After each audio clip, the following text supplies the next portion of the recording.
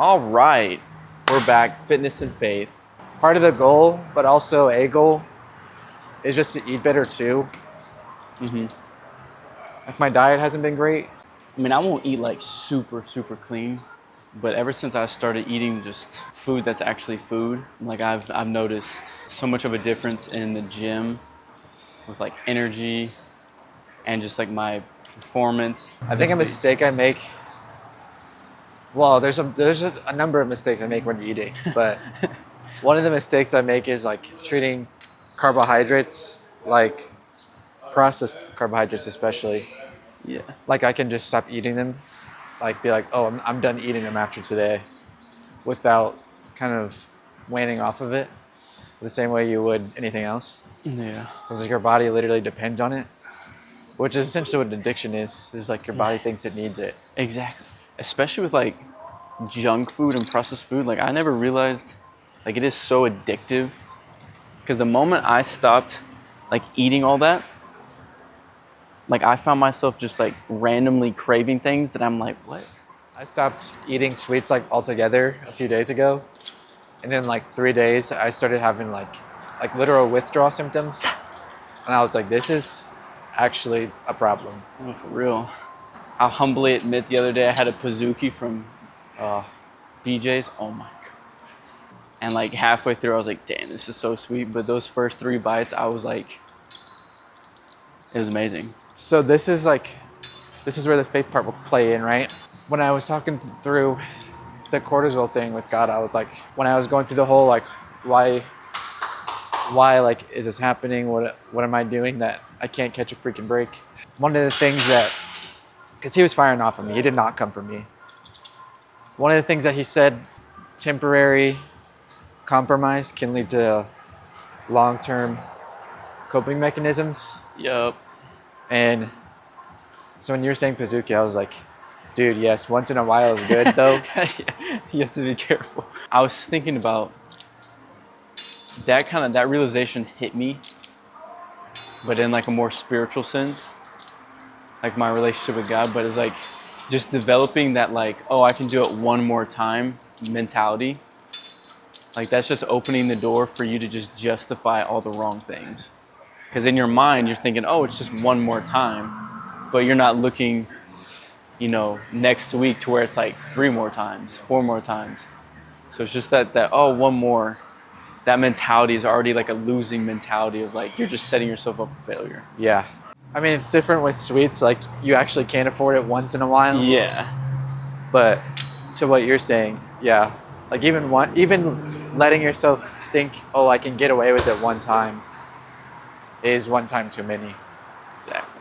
Especially if it's going to lead to more than one time. Yeah. Which majority of the time it is. But that's what makes it so tough to stay like upright in any sense, is sometimes you can't compromise at all. Yeah. Like if you know you're prone, for me, for example, right? I think I went like 3 days without sugar. And then I was like, okay, I'm going to get some Subway cookies because I can feel the withdrawal symptoms. I got the cookies. And I was like, okay, now like I can go a couple more days without sugar. We could just repeat this pattern until I'm good. Like I can pretty much go without sugar. But the next day, I like went to the cabinet and we had like little mini vanilla wafers. Yeah. And I was like, a couple won't hurt. Rockstar Central always has those Rice Krispie treats, and I'm just like, it's my weakness. Yeah, I had to say no to one of those yesterday because I was like, I need a snack, and Parker was like, we have Rice Krispie treats, and I was like, no, I need to stay away from sugar with my cortisol. And he was like, it's basically pre-workout, and I was like, that's exactly why I need to stay away from it. I feel like when it comes to dieting, one of the biggest things is just being self-aware.